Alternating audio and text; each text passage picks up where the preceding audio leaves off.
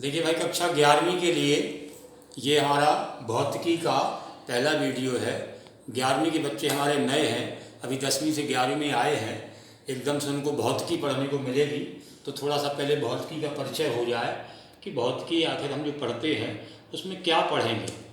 भौतिक विज्ञान इसको कहते हैं, भौतिक भी कह देते हैं, भौतिकी भी कह देते हैं, भौतिक शास्त्र भी कह देते हैं। कुल मिलाकर के फिजिक्स जो शब्द है ये ग्रीक भाषा का शब्द है। इसका हिंदी में अर्थ भौतिक होता है, लेकिन शब्द ये संस्कृत से आया है। संस्कृत से भौतिक शब्द के समान ही है आपका ये भौतिकी। भौतिकी में द्रव्य और ऊर्जा दोनों का अध्ययन हमें करना पड़ता है। यानी भौतिकी जो है विज्ञान की वह शाखा होती है जिसके अंतर्गत द्रव्य, ऊर्जा और उनकी अंतर क्रियाओं का अध्ययन किया जाता है। कुछ समझ में नहीं आया होगा? बोलिए, द्रव्य, ऊर्जा और उनकी अंतर क्रियाओं का अध्ययन किया जाता है। क्या समझ में आया? हमें तो बिल्कुल नहीं आया भाई। अगर तुम्हारी समझ में आया हो तो बताइए क्या समझ में आया है क्या एक्चुअल में? द्रव्य और ऊर्जा, द्रव्य माने मैटर, पदार्थ। जैसे हमारा ब्रह्मांड है, ब्रह्मांड में जैसे दो चीजें हैं, ऐसी भौतिकी में भी दो ही चीजें हैं। इन दो चीजों पर ही पूरी भौतिकी चलेगी आपकी। ब्रह्मांड में आपका जड़ और चेतन। जड़ माने निर्जीव, पत्थर, लकड़ी, लोहा आदि आदि जड़ हो गया।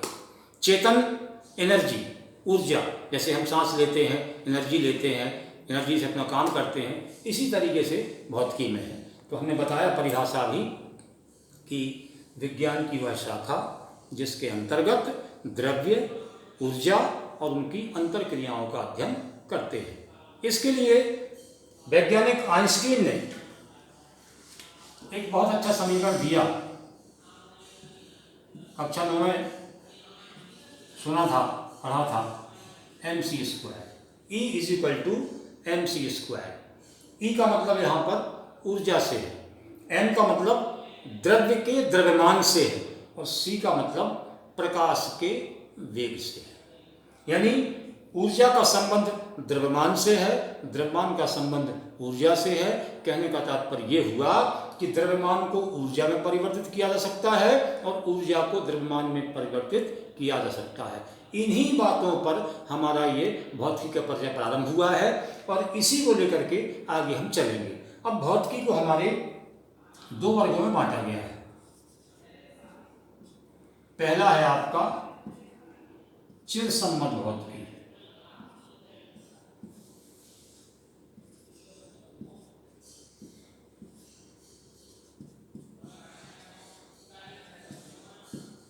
और दूसरा है आधुनिक भौतिकी।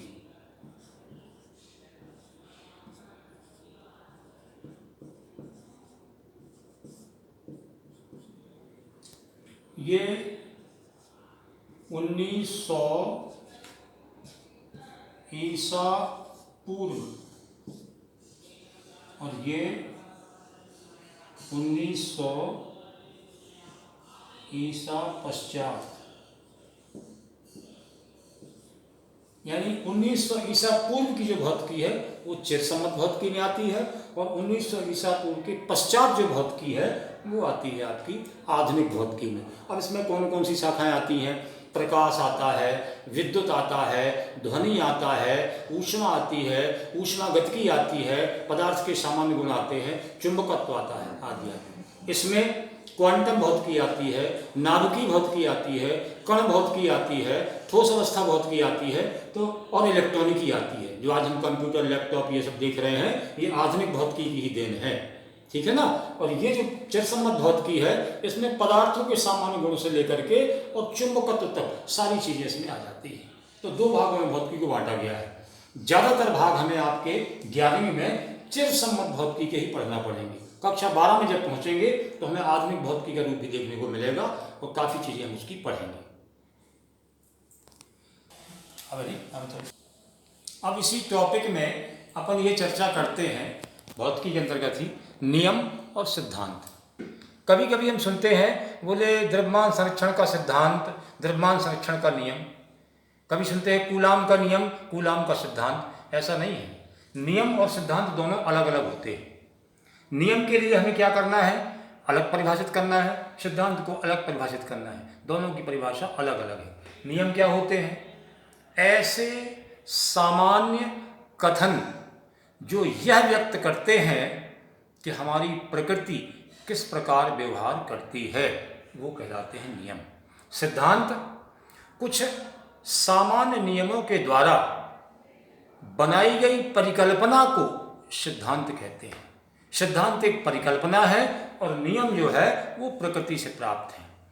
तो जो प्रकृति का अध्ययन करते हैं, प्रकृति का अध्ययन करेंगे, वो नियम कहलाएंगे, और उन्हीं नियमों का उपयोग करके जो हमारे द्वारा परिकल्पना बनाई जाती है वो कहलाते हैं सिद्धांत। अगर छोटे से अंतर की बात करें तो नियम प्रकृति से प्राप्त हैं और सिद्धांत मनुष्यों द्वारा बनाए गए। नियम कभी गलत नहीं होते, लेकिन सिद्धांत गलत हो सकते हैं, उसकी परिकल्पना बदल जाती है। जैसे आज कहते हैं कि फीजो ने कहा था कि प्रकाश की चाल इतनी है, फोको ने कहा था प्रकाश की चाल इतनी है,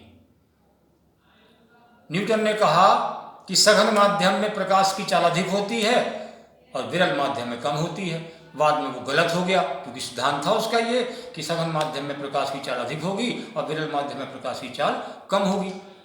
लेकिन बाद में हाइगन का जब तरंग सिद्धांत आया तो उन्होंने बताया और निश्चित किया, पानी में प्रकाश की चाल फोको ने ज्ञात की और हवा में प्रकाश की चाल ज्ञात की, तो उन्होंने पाया कि पानी में प्रकाश की चाल कम है, कांच में प्रकाश की चाल कम है, यानी सघन माध्यम में कम है, और विरल माध्यम माने वायु हो गया, वायु में प्रकाश की चाल अधिक है।